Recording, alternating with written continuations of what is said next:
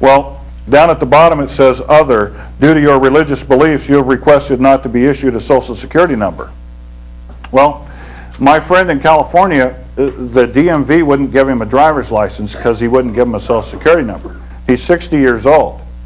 And so he went to Social Security and he says, the DMV won't give me a driver's license because I won't give them a Social Security number.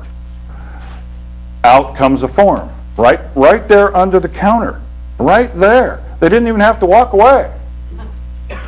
Oh, well, you need one of these. And so the first thing she's done is asked him for identification. And so he flips out a passport.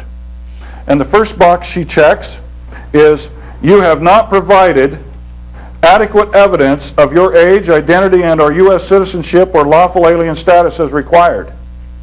He's standing there holding a U.S. passport, and she checks that box.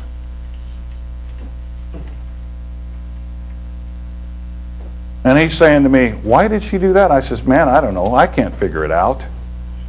And then she writes in by hand this statement down here, due to your religious beliefs, you have requested not to be issued a Social Security number. She says, she signs it and says, hands it to him and says, take this to them, they'll give you a license. They got a form for all of this stuff. Okay? You can do anything you want if you just ask. Say, I got a problem. I'm confused. One of Jim's favorite letters is what he calls his I'm confused letter. Somebody clarify this for me. The law says this, so-and-so says this. I'm confused. Somebody help me out.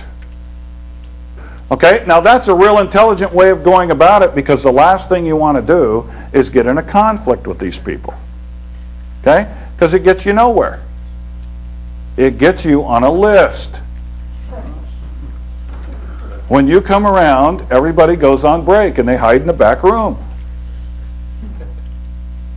Okay?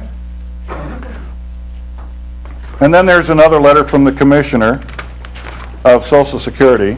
We do not have the authority to require an employer to provide or deny employment or services to anyone who refuses to disclose his or her number.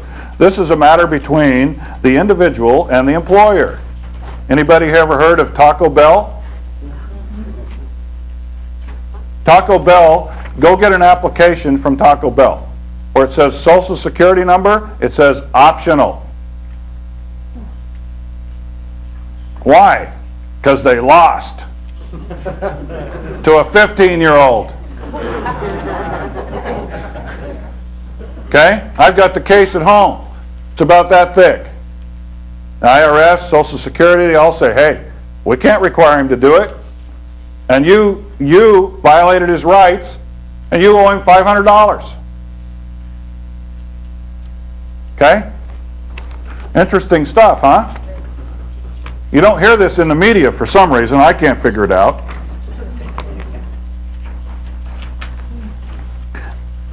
I like this line here. This letter is hard to read. On the next page, it says, Social Security is a voluntary system in that no one is required to get a number.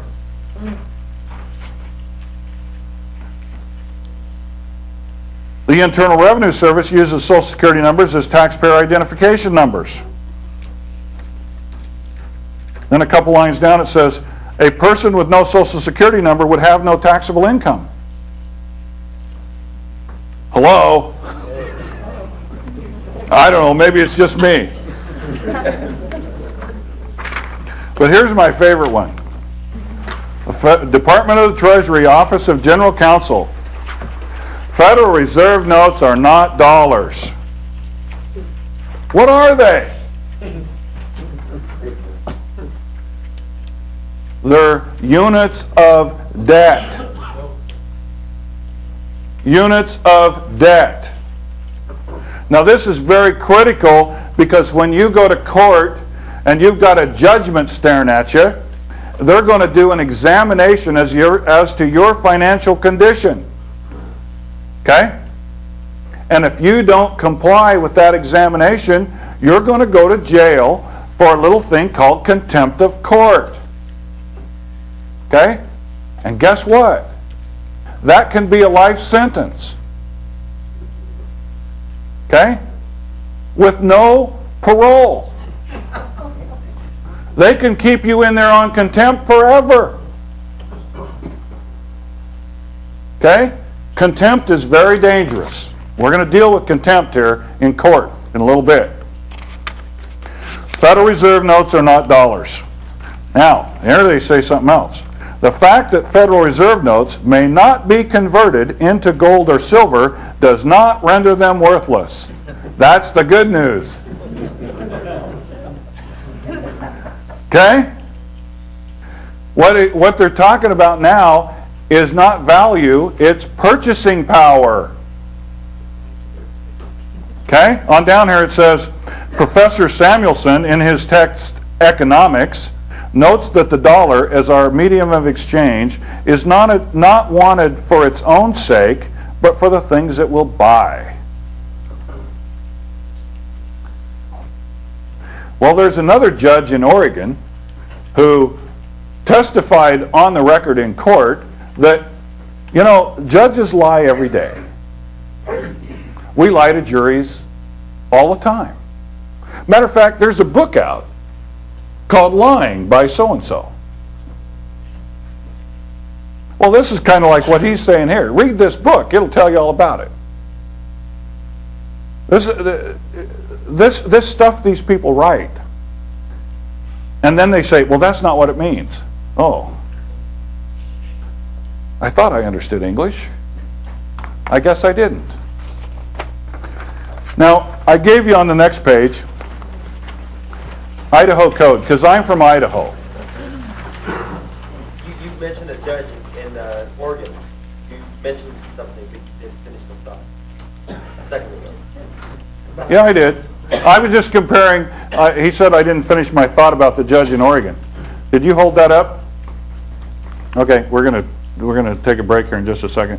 But the judge in Oregon, I'm just commenting that on the record, he said that he lies every day.